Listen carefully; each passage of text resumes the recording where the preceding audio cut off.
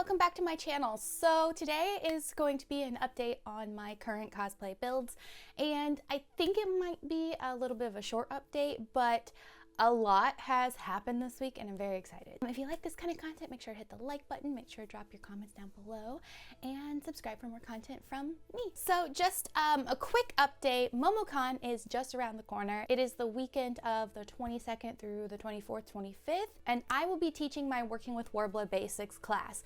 Last I checked last night, we are almost sold out, but there are still a few tickets available. So if you want to come hang out for a couple of hours and learn how to work with Worbla and make your very own bracer, make sure to check that out. I was able to get the cost down this year to only $15 per person, so I'm very excited about that. We will be working with the Worbla's Finest, which is the brown Worbla, a little bit of Worbla white, and a little bit of Worbla black. It's one of my favorite panels to teach, and I hope to see you there.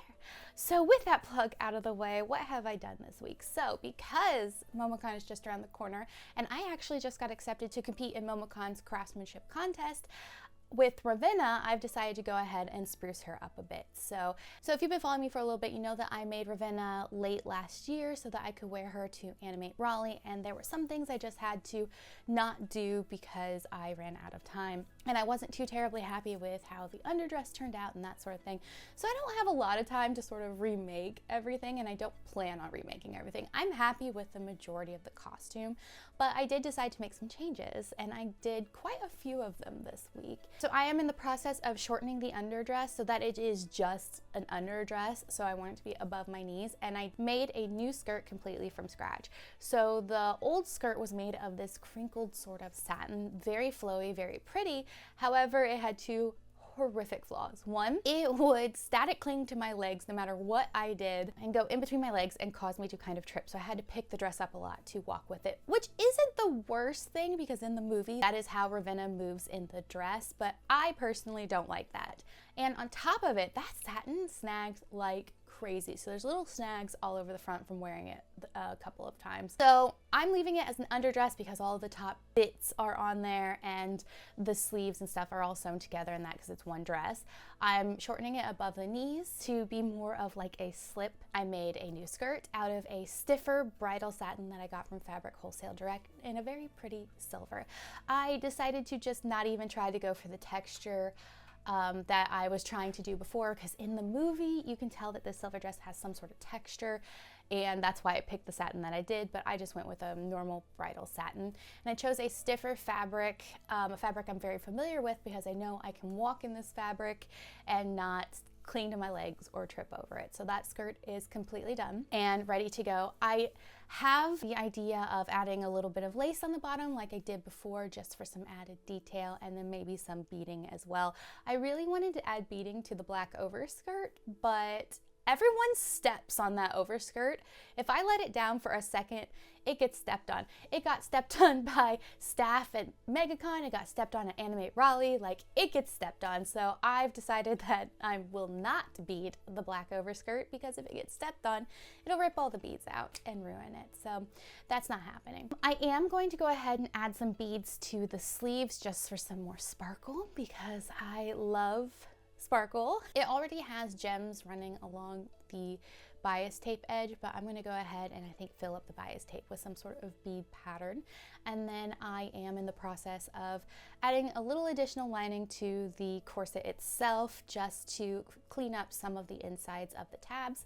And then I'm also adding beads to the bottom of the corset because I can't seem to help myself. And then I have created her bone tiara, which is a little silly because she wears a crown, but she is extra and we love her for it. So it kind of fits over like this so that she has her crown on, and it kind of looks like an extension of it because it fits over it.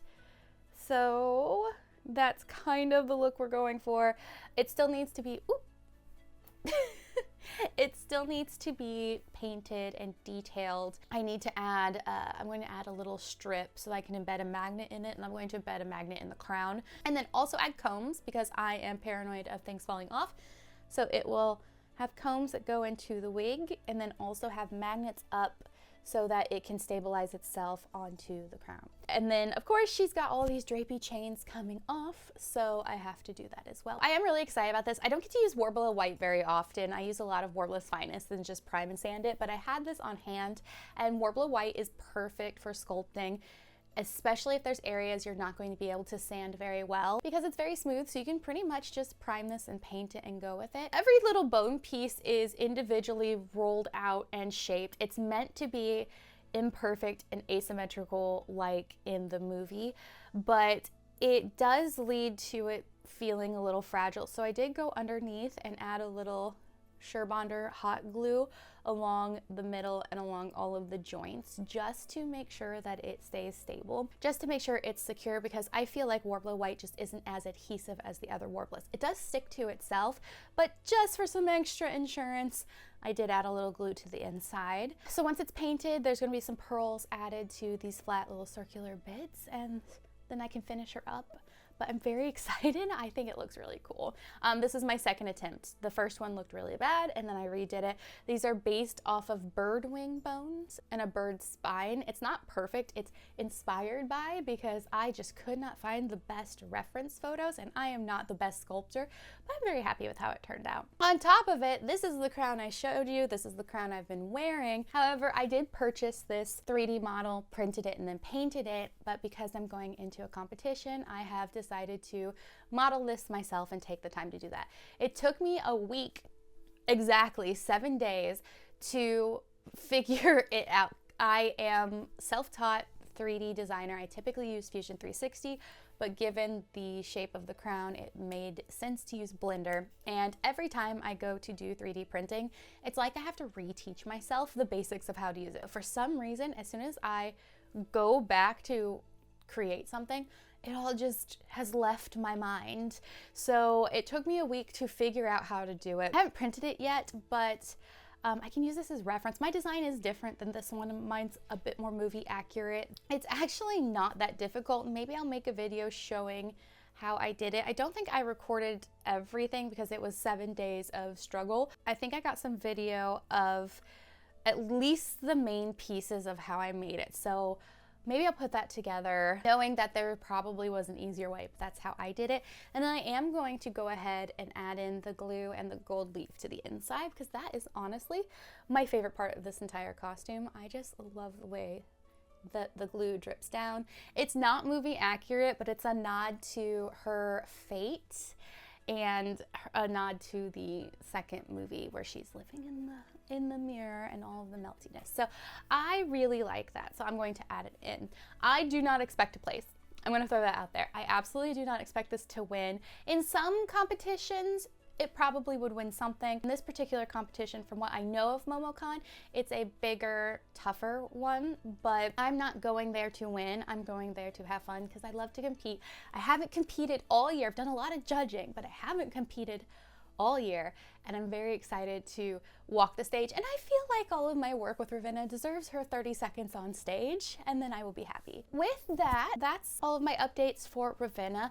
For Sakizo, in between all of this stuff, I've also been doing a little bit of work on my Sakizo leather corset and beading. The beading continues. The leather corset, I did try it on, and I really wish I would have recorded a video because the fit was almost perfect, which was amazing for my first time making something like this out of leather, and my first time using foam as a pattern. Very different experience than making a cloth pattern. It was a little, at the top of the front panel and side panels, it was a little too sharp, so I had to curve in the side panels. I think I can leave the front panel the way it is and curve in the side, so that is what I did, but I'd already poked in the lacing holes, but I did find some leather repair to fill those holes in, and I need to redo the lacing holes. I have no idea if this is going to work. I have a feeling that I have weakened those panels because I've filled in the holes that were already there, but I couldn't cut them all off. It's just not the shape that it is.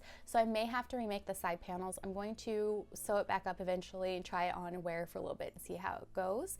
I also found a slash in one of my back panels, the very back right panel, I believe, where the grommets are. at the top, there's a slash on the inside. It looks like a cut maybe from the manufacturer when they were working with the leather that I didn't notice before. So I did also repair that, but because it is a lacing panel, I don't know if it's going to be strong enough to handle the lacing. So I'm just going to finish it up, put it together, and see how it goes. And if it works, it works. If not, then I'll need to remake those panels.